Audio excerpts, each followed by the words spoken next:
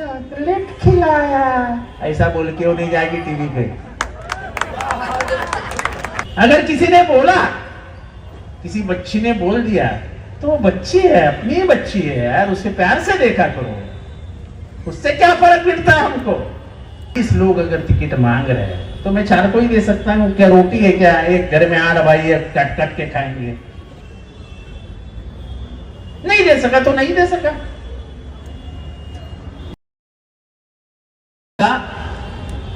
स्वातंत्र्य मिळाल्यानंतर एक गाणं आठवतं, हम लाए हैं तूफान से कश्ती निकाल के, इस देश को रखना मेरे बच्चों संभाल के। ये देश की जगह मुमरा, हम लाए हैं तूफान से कश्ती निकाल के, इस मुमरा को रखना मेरे बच्चों संभाल के। इस मुमरा को हमेशा बदनाम किया गया, कभी आरडीएक्स के नाम से बदनाम किया गया, कभी बम ब्लास्ट के नाम से बदनाम किया गया, कभी गुलशन कुमार के मौत के बाद यहां से मासूम लोगों को उठाया गया, पूछने वाला कोई नहीं था। इस शहर को जब बदनामी का दाग लगा तब मेरे भाई ने 120 रुपए में रूम बेची है। आज मेरे भाई इसी शहर में 8 और 9 हजार रुपए के नीचे, स्क्वायर फीट के नीचे घर नहीं बेचे जाते। जब रियल एस्टेट का भाव बढ़ता है तो इसका सीधा मतलब निकलता है कि इंफ्रास्ट्रक्चर अच्छा हो रहा है। ये शहर में ऐसे रास्ते बनेंगे, ये शहर में 24 घंटे बिजलियां रहेगी, ये शहर में इतनी अमन और शांति रहेगी। ये तो एक जमाने में सपना लगा करता था। और मुझे ये जंग वगैरह की बातें शमीम में अच्छी नहीं लगती। शायद महाराष्ट्र में मुंब्रा में रहने वाले लोगों को मालूम नहीं है कि यही वो रास्ता है जिस रास्ते से अपने गाड़ी में बैठ के महात्मा गांधी गए थे और जाते जाते कौसा मस्जिद में खड़े होकर रुक के वहां के इमाम साहब के साथ चाय पिए। कौन गए थे? महात्मा गांधी। सो जिस शहर में महात्मा गांधी के पैर लगे हैं, उनका साया जिस गली से गया है, उसमें जंग नहीं, सिर्फ अमन की बात होगी, जंग की बात नहीं। और जो शानू ने बताया वो बहुत सही है। तुम आंख के बदलों में आंख मांगोगे तो एक दिन दुनिया तुम्हें अंधी दिखाई दे। और जो मुझे शहर में रोकने की बात करते हैं, मैं उनको बोल दूं मैं तुम्हारा घर का दरवाजा खटखटा दूं तो तुम्हारे पिताजी बाजू में बैठ के मुझे खाना खिलाए। ये मारने मिलने की बातें छोड़ दो यार, बहुत बचपन से ये खेल खेलता आया हूं। किसी के बाप से डरता तो आरएसएस के खिलाफ नहीं बोलता, किसी के बाप से डरता तो फिरका परस्त ताकतों से नहीं लड़ता। हम तो जान हथेली पे लेके और सर पे कफन बांध के घूमने वाले लोग हैं जो विचारधारा की लड़ाई लड़ते। हमको किसी से दुश्मनी है ही, हमको किसी से दुश्मनी है ही। जो भी चुन के आए उनको सबको मुबारकबाद भाई, लोगों ने तुमको चुन के दिया है। पर छुप के इतना ही कहूंगा कि मेरे मुंब्रा को फिर से सुर्खियों में मत, फिर से उसको बदनाम करने की कोशिश मत करो। और नूरा कुश्ती का खेल फिर से शुरू मत करो, इससे किसी का फायदा नहीं है। इससे अगर नुकसान किसी का है तो यहाँ के रहने वाले हिंदुओं का भी है और यहाँ के रहने वाले मुसलमानों का भी है। हमने इस शहर को बहुत संभाल के खींच के लाया है अपने हाथों।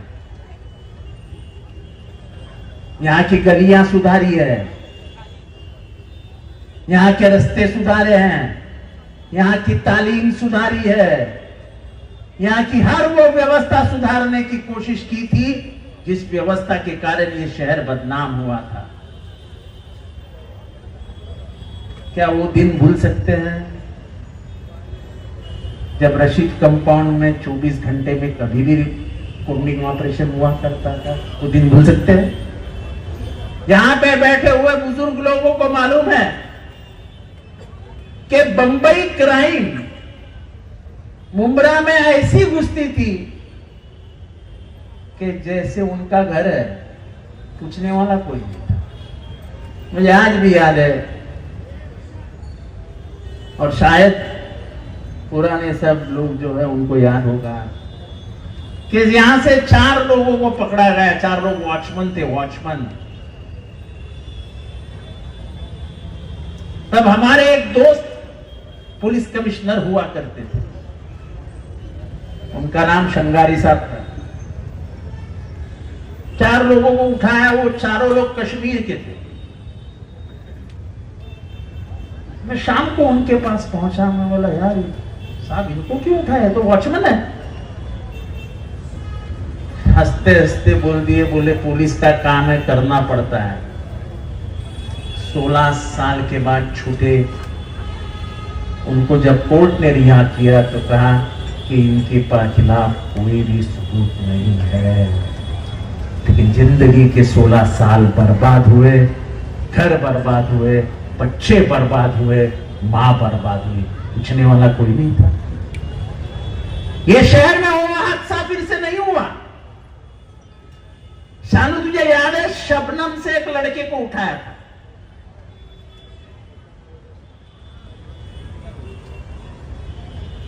उसके मां का फोन आया रात को कि मेरे बच्चों को उठाया है एक मर्डर केस में।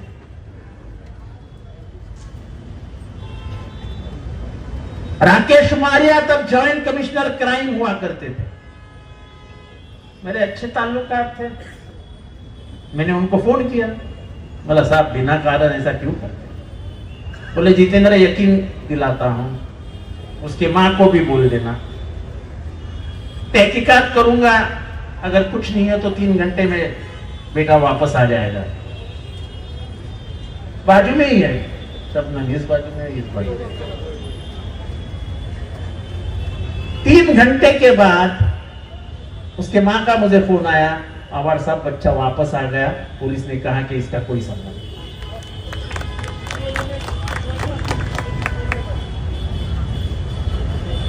अगर सबसे अच्छी गवाही इस मामले में कोई दे सकता है ना, तो मुन्ना साहिल दे सकता है। इतने लोगों को बुलाया करता था कि इसको इमिग्रेशन में पकड़ा है, इसको एटीएस लेके गई है, और वो हर बच्चों को छुड़ाने का काम मैं करता था। अब वो मेरे साथ नहीं है, लेकिन इसकी गवाही वो देगा नहीं, ऐसा तो नहीं। साइंटिस्ट के मर्डर में लोग पकड़े गए, लेकिन ये शहर को बदनाम करने की साजिश थी। इस शहर को हमने बाहर निकाला, हमने आपके सभी लोगों के कोशिशों के कारण ये शहर उस बदनामी से बाहर आया। आज मुझे यहां आके 20-25 साल हो गए, कभी एक बार भी यहां हिंदू मुसलमान का कुछ कलेश नजर आया? मुझे हाथ उठा के बजाता कलेश नजर आया? ये वो शहर है यासीन कुरैशी भाई, इस शहर की एक बड़ी पहचान है। कैसे पूछो, कैसे पूछो?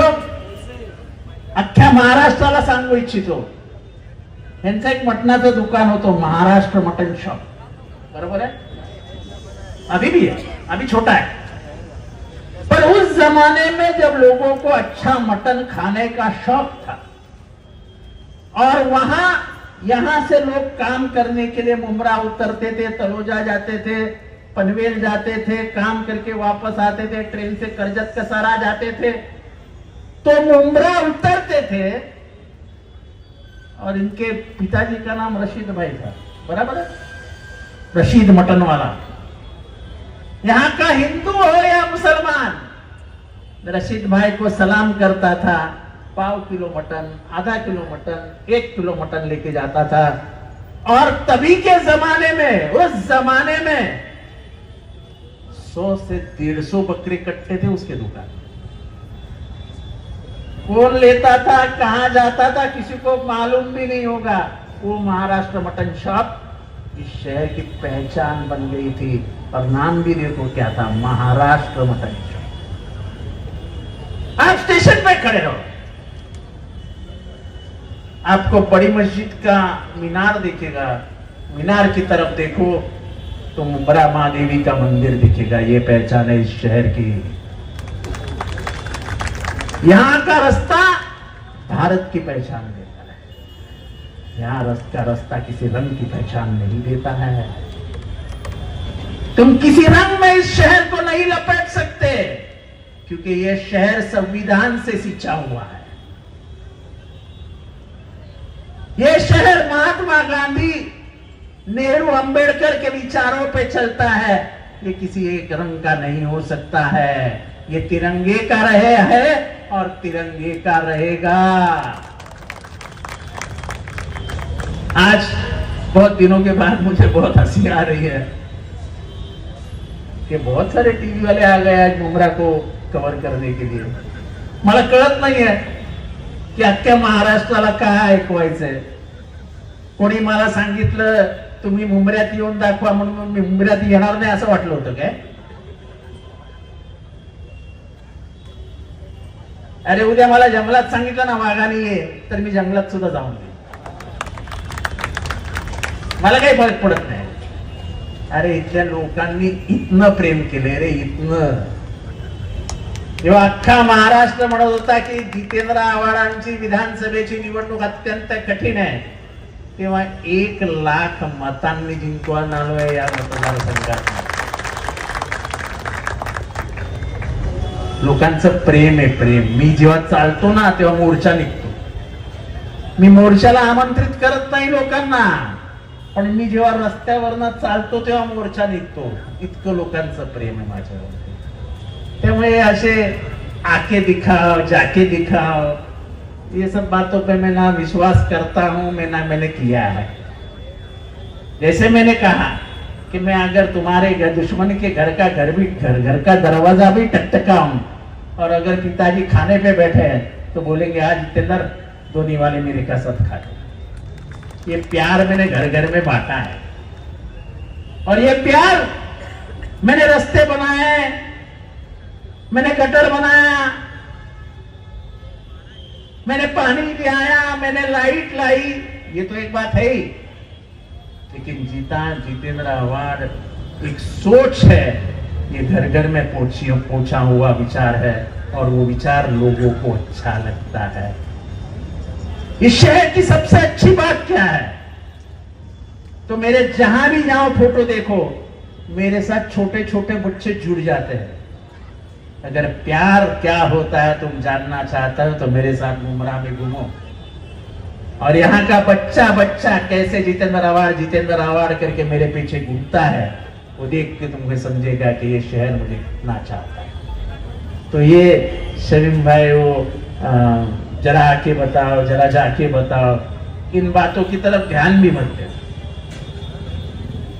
क्योंकि मैं सच अगर बात करना शुरू करूं तो लोगों की नींदें खराब हो जाएगी। मैं किसी की नींद उड़ाना नहीं चाहता हूं, मैं शांत बैठा हूं। ऐसे कई मामले हैं जो मेरे इधर पे दबे हैं, इधर पे ही दबे रहने देना। कहीं मैं अपनी जबान खोल दूं तो ऐसा न हो कि अच्छे को सलाखों के पीछे जाके बैठना पड़े। चलता है राजनीति में 2-4 दिन गरम, जरा 2-4 दिवस लोकांना गरमाहट असते, जरा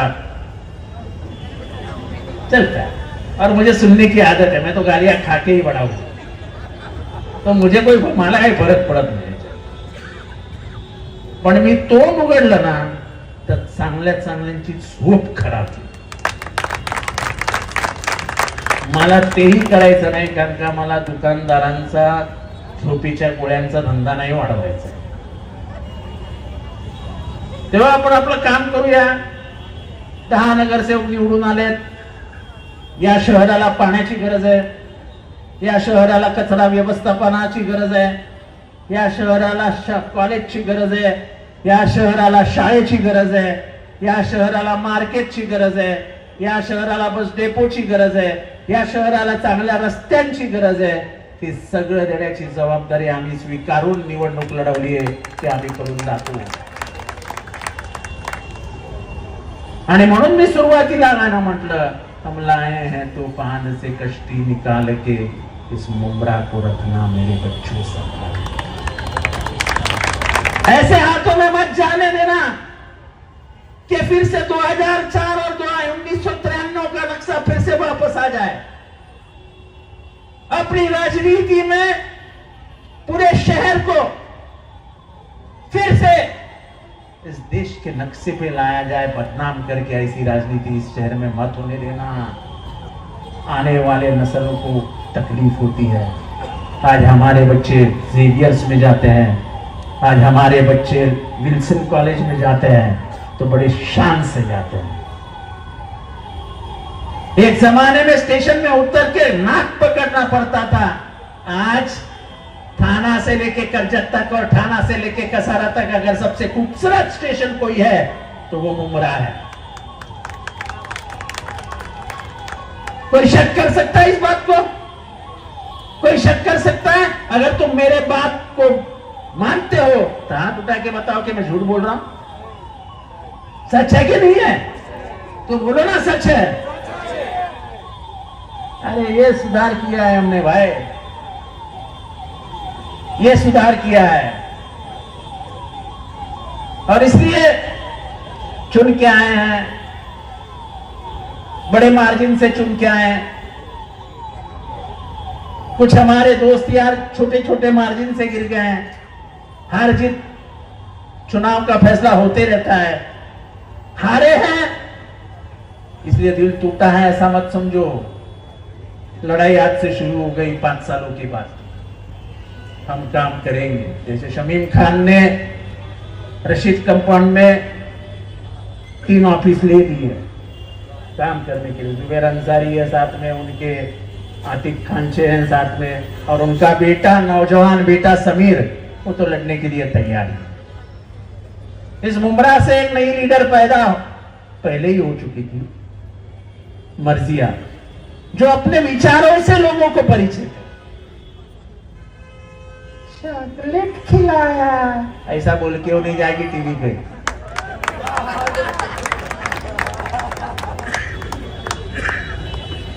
बच्चों को हमेशा प्यार से ही देखा करो यार. नफरत की बू भी नहीं आनी चाहिए. अगर किसी ने बोला, किसी बच्ची ने बोल दिया तो वो बच्ची है, अपनी बच्ची है यार, उसे प्यार से देखा करो. उससे क्या फर्क गिरता है हमको? हमको कोई फर्क नहीं गिरता है, क्योंकि हमको मालूम है टिकट नहीं 40 लोग अगर टिकट मांग रहे हैं तो मैं 4 को ही दे सकता हूं. क्या रोटी है क्या? एक घर में 8 भाई है, कट कट के खाएंगे. नहीं दे सका तो नहीं दे सका. और नाराजगी भी वाहिद है, कोई मैं बुराई नहीं मानता उसमें. तुम्हारा हक था टिकट, लेकिन हालात ऐसे थे कि मैंने टिकट नहीं दे पाया. स्टेशन पे ऐसा हुआ, इस बीच के गली में ऐसा हुआ, रशीद कंपाउंड में ऐसा हुआ. नहीं दे सके. क्या है? तो ये जंग नहीं है शमीम भाई, ये दुनिया मोहब्बत से ही जीती गई है और जीती जाएगी. कि अल्लाह के रसूल ने कहा है वही मानेंगे आप. और गाली तो आप सल्लल्लाहु अलैहि वसल्लम को भी दी गई, उसमें क्या है?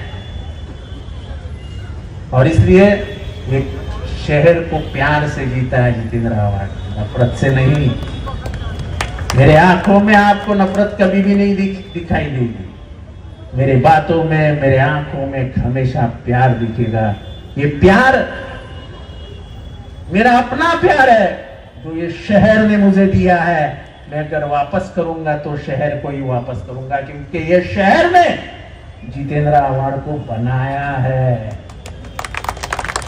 जब से 2009 में पहली बार आया तो ये शहर मुझे नहीं पहचानता था, लेकिन न पहचानते हुए भी ये शहर ने मुझे अपनाया।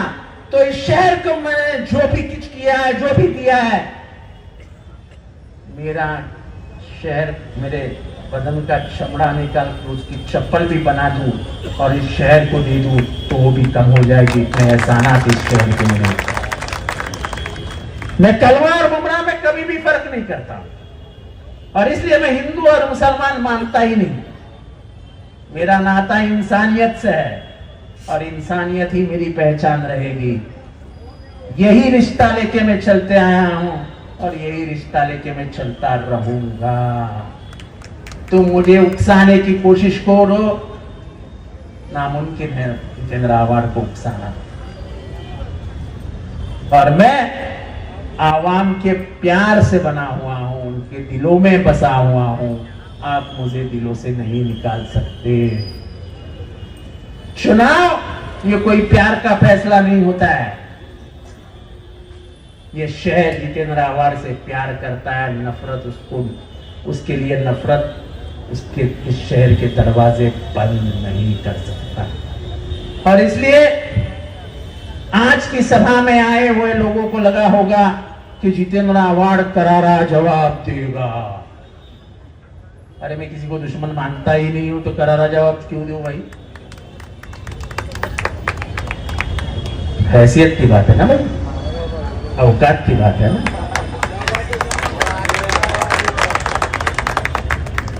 हाँ जाते, अरे आपल्या बरोबरीचा पाहिजे ना, ऐसे थोड़ी ना किसी को ही जवाब दे देते हैं। तो ज्यादा लंबी बात नहीं खींचते क्योंकि टाइम भी हो गया। फोन आने शुरू हो गए, जितेंद्र आव्हाड पे केस ले लो, सत्ता सरकार में सब मेरे यार दोस्त बैठे हैं और पुलिस को बहुत चाहती है आजकल मुझे। नहीं बाबा नहीं, तो केस होने के पहले तुम्हारा प्यार बहुत है मुझे मालूम है, लेकिन केस होने के पहले मी तुम्हा सगळ्यांचा निरोप घेतो। मला माहित नाही कुठले टीव्ही महाराष्ट्रभर दाखवतायत, पण या शहराची ओळख फार वेगळी आहे। या शहराची ओळख ही महाराष्ट्राच्या संस्कृतीची ओळख आहे।